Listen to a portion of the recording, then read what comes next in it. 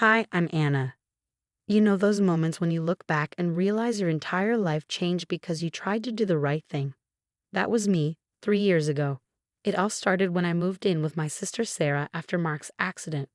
Emma was 14, Mason had just turned 12, and they just lost their dad. Sarah, well, she was barely holding it together. "I don't know what to do, Anna," she admitted during a late-night phone call, her voice breaking. "The kids are struggling, and I'm working double shifts just to keep us afloat." I still remember sitting in my tiny apartment, staring at the marketing proposal I'd been pouring my soul into. The promotion I'd been chasing for 2 years was finally within reach, but Sarah's voice kept echoing in my mind. "I'll come stay for a few months," I told her. "Help get everyone back on their feet."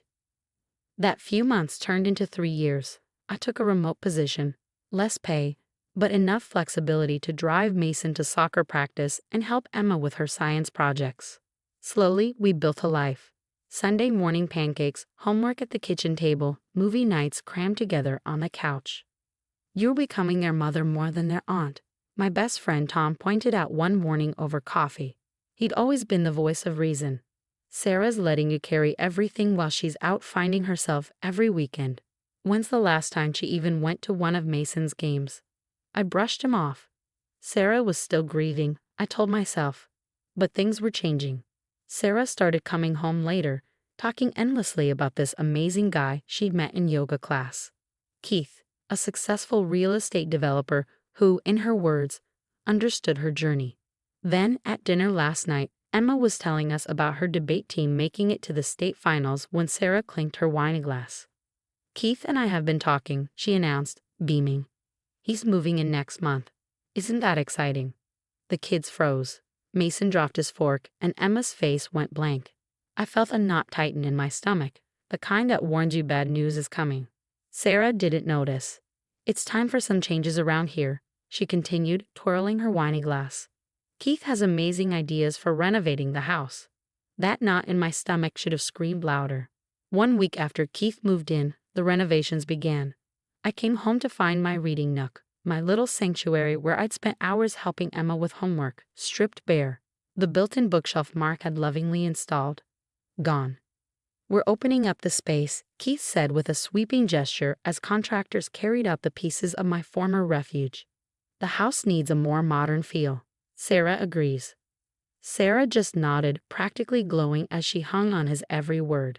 "The kids are excited, right?" she added. Mason mumbled something and disappeared upstairs. Emma didn't even look up from her phone. They'd both been withdrawing since Keith arrived, like shadows of their former selves. "Did you at least save Mark's photos from the bookshelf?" I asked, fighting to keep my voice steady. "Of those old things." Sarah waved dismissively. "They didn't fit the new aesthetic. Besides, it's time we all move forward." That night, I got a call from Linda, Mark's mother. "Anna, have you checked the property records lately?" she asked. Her tone made my stomach churn. "What do you mean?" "Sarah came to me last month asking about Mark's life insurance policy and the house deed. It felt off." The next morning, I went to the county records office. My hands shook as I flipped through the documents. 2 weeks before Keith moved in, Sarah had transferred full ownership of the house to herself. The house Mark and I had both paid off together after his death. When I confronted Sarah, she and Keith were in the kitchen, flipping through renovation magazines. "Oh, that old arrangement wasn't legally binding anyway," Sarah said casually, her voice dripping with indifference. "Keith says I needed full ownership for the remodeling loans." "What remodeling loans, Sarah?" I asked, my voice rising. "I put my savings into this house. We had an agreement." "Well, maybe it's time you found your own place," she replied coldly, refusing to meet my eyes. "You can't expect to live here forever." The words hit me like a slap. That weekend, I tried reaching out to the kids. I found them at the mall with Keith, shopping for expensive clothes they didn't need. Emma walked right past me without a word. Mason glanced at me briefly, his expression unreadable, before following Keith into another store. "They're just adjusting to having a proper family unit again," Keith said with a smirk that didn't reach his eyes. "Kids need structure, right, Sarah?" Everything fell apart on a Tuesday. I came home to find my boxes packed and sitting in the garage. Sarah was waiting in the kitchen, Keith standing beside her like a smug bodyguard. "We need you out by Thursday," she announced. "Keith's contractor needs your room for the new home office." 2 days? Sarah, this is my home too. Where am I supposed to go? It's time you got your own life, Anna, she said, her tone devoid of emotion. We're not your responsibility anymore. I stared at her, my sister, the woman who used to call me crying in the middle of the night, the woman who leaned on me through every storm. Now she couldn't even look me in the eye. "The kids need stability," she parroted, echoing Keith's words. "This is what's best for everyone." As I stood there, watching my sister choose Keith over her own family, I realized this wasn't just about the house. This was about 3 years of my life, about the kids I'd helped raise, the bonds I thought were unbreakable. I walked upstairs one last time, past Emma's room where I heard muffled crying, past Mason's door with a brand new "Keep Out" sign that hadn't been there last week. Everything had changed, but this wasn't the end. I woke up on Tom's couch at 3 a.m., gasping for air, the weight of everything crashing down on me. I was homeless. 3 years of my life, gone in 48 hours. "Just breathe, Jules," Tom said, sitting beside me and pressing a glass of water into my shaking hands. "You're safe here." The next morning, I went through my hastily packed boxes. At the bottom of one, I found the photo album I'd made for the kids last Christmas, pictures of Emma's first debate tournament, Mason's winning soccer goal, birthday parties, school plays. 3 years of memories.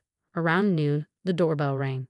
Emma stood there, mascara streaked down her face, clutching a backpack to her chest. "Can I come in?" she asked, her voice trembling. She collapsed onto Tom's couch, words tumbling out between sobs. "Mom threw away my debate team trophy, said it was cluttering the new entertainment room. And when I got upset, Keith said I was being ungrateful for all their improvements." "What about Mason? Is he okay?" I asked gently. Emma's face crumpled. "Keith's taking him golfing every weekend, buying him all this expensive stuff. He keeps saying, 'This is what a real father figure looks like.' Mason's different now. He quit soccer last week, said it's for little kids. Your dad loved watching him play," I whispered. Emma wiped her face. "Mom says we're not supposed to talk about Dad anymore. Keith doesn't like it." Before I could respond, police lights flashed outside. 2 officers approached the door. "We received a report of a kidnapped minor," one of them said. "What? I didn't kidnap anyone," I exclaimed. "Emma came here on her own." Sarah appeared behind the officers, Keith at her side. "Emma, sweetie, come home," she said, her voice syrupy sweet. "Anna's just upset because she can't accept change." "I'm not going," Emma screamed.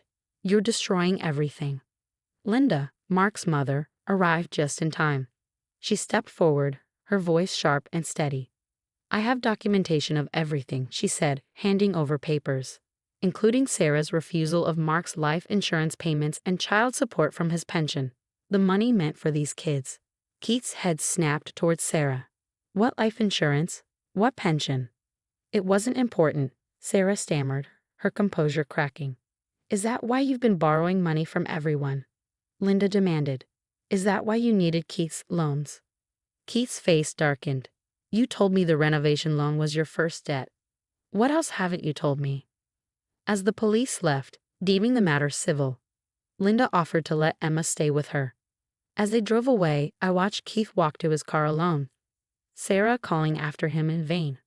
Sometimes revenge isn't about getting even. It's about protecting what matters most. Watching Emma choose to walk away, I knew we were finally on the path to something like justice. 3 weeks later, Mason slid into a diner booth across from me. "Mom doesn't know I'm here," he said, stirring his milkshake, looking so much like Mark it hurt. She took my phone. "But I borrowed Emma's old one," Mason said, holding up a slightly outdated phone. His voice was quiet but steady. "How are you holding up?" I asked. "Keith moved out last week. The contractors stopped coming.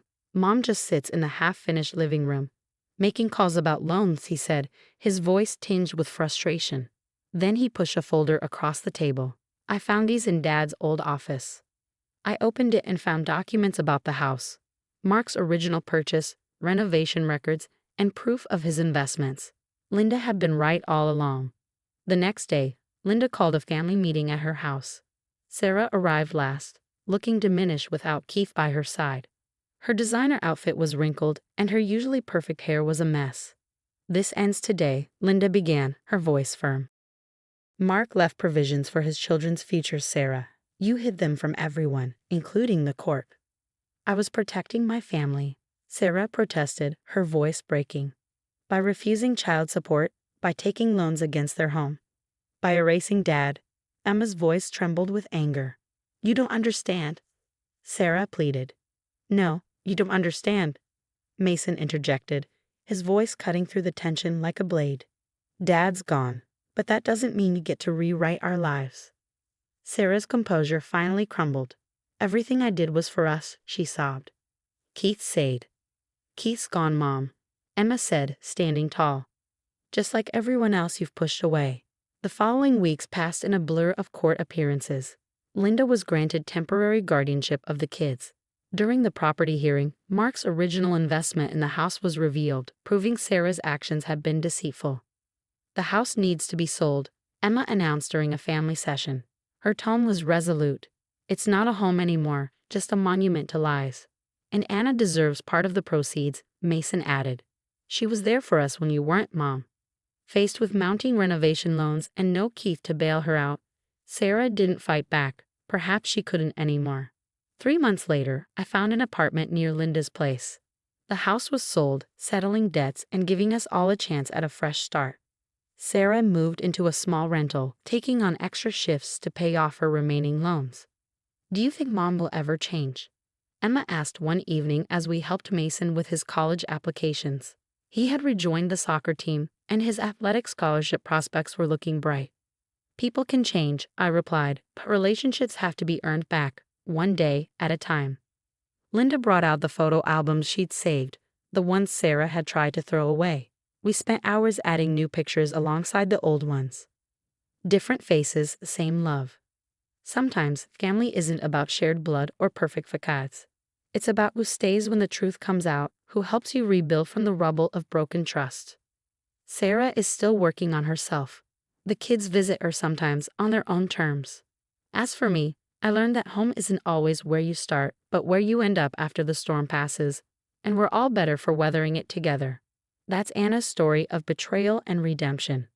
What would you do if someone you sacrifice everything for, your career, your home, your future, betrayed you?